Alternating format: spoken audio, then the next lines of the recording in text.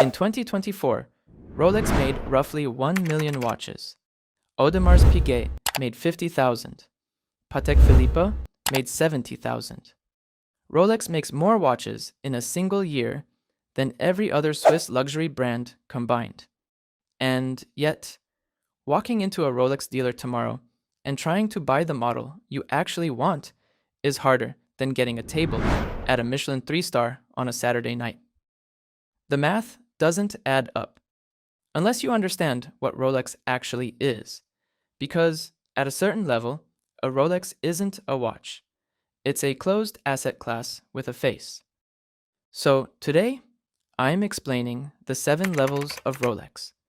From the entry-level steel piece you can technically walk in and buy, to the auction floor watches that change hands quietly between people who already own everything else.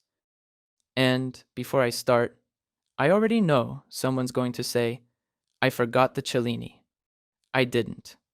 I made a choice. Let's get into it. Level 1. The Oyster Perpetual. The entry point. Roughly $6,200 retail. 36mm or 41mm case. No date complication. No fluted bezel. The most basic watch Rolex produces, and arguably the cleanest design in their entire catalog. Who buys this? The first-year associate at a law firm who just got his bonus. The orthodontist's wife who picked it out herself. The 28-year-old engineer at Apple who saved for 2 years. The Oyster Perpetual is the watch you buy when you want a Rolex and you don't care which Rolex. Here's what most first-time buyers don't understand. The Oyster Perpetual is one of the only Rolex models you can occasionally walk in and buy. No waitlist. No, we'll call you. Because the brand has decided this watch is the on-ramp. The model where someone becomes a customer for life. The Oyster Perpetual is not a flex. It's an admission ticket. Quick aside before level 2.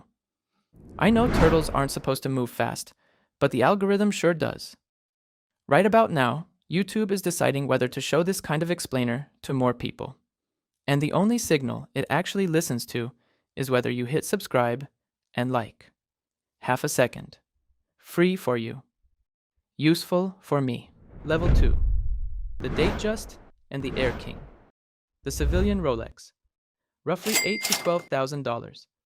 The Datejust has been in continuous production since 1945.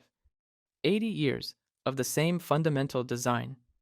The Air King is the underrated alternative for people who don't want a date window. Who's here?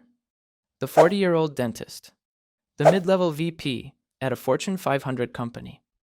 The dad who picked it out himself after his wife told him to stop overthinking it. The customer who doesn't read forums and doesn't care about waitlists. Here's the part Rolex doesn't advertise. The Datejust is the most produced watch in the entire luxury industry. They've made millions of them, and yet, somehow, every Datejust manages to feel like a personal acquisition. That's not engineering. That's marketing run for 80 years without a single misstep. The Datejust is no longer aspirational. It's default. Level 3. The sport models, the Submariner, the GMT Master 2, the Explorer. Roughly 10 to 15,000 at retail. 14 to 22,000 on the gray market. This is where Rolex stops being a watch brand and starts functioning as a financial instrument. The Submariner was designed for divers. Today, almost nobody who buys one dives. The GMT Master was designed for pilots. Today, almost nobody who buys one is a pilot. These are tool watches that haven't been used as tools by their owners in decades. Who's here? The fintech founder, the orthopedic surgeon, the C-suite executive who got a Submariner for his 40th birthday and now refuses to wear anything else. The customer who joined a multi-year waitlist for a watch he could have bought instantly on the gray market for 30% more and chose to wait because the wait is part of the purchase. The Submariner is no longer a dive watch. It's a savings account that you can wear. Level 4. The Cosmograph Daytona in steel. The most famous Rolex on earth that Rolex pretends doesn't exist on a dealer's allocation sheet. Roughly $15,000 at retail, $40,000 on the open market. Who buys this? Almost nobody at retail. The Daytona is the single most allocated watch in the Rolex catalog. The customer at this level has typically spent the previous 5 years buying lower-tier watches, Submariners, Datejusts, GMTs, building purchase history with a single authorized dealer, before the dealer finally calls and says, "We have a Daytona." The watch shows up 6 months later. Here's the part Rolex doesn't advertise. The steel Daytona is the only product on earth that appreciates faster on the secondary market, the harder it becomes to buy at retail. The Daytona is not a watch you buy, it's a watch you earn the right to be offered. Level 5. Solid gold territory. The Day Date, also known as the President. The Sky Dweller. Anywhere from $35,000 to $80,000, depending on configuration. The Day Date has been worn by 12 US presidents. It's the watch you don't see on Instagram, because the people who own one don't post photos of their wrists. It comes in yellow gold, white gold, rose gold, and platinum. Who's here? The 55-year-old founder, who just sold a business he started in 2003. The real estate developer in Texas, who owns 3 commercial buildings. The customer, who isn't trying to impress strangers. He's marking a milestone for himself. The Day Date is where Rolex stops competing with other watch brands and starts competing with art. The watch isn't a status object anymore. It's a private symbol. Level 6. Platinum. The Yachtmaster 42 in platinum. The Day Date 40 in platinum.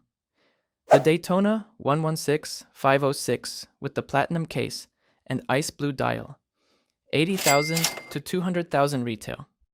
Rolex produces platinum models in numbers nobody outside the company has ever confirmed. Industry estimates suggest some references see fewer than 500 units a year worldwide. The Day Date 40 in platinum with the ice blue dial is technically still in production. Nobody on the secondary market has seen one in 2 years. Who's here?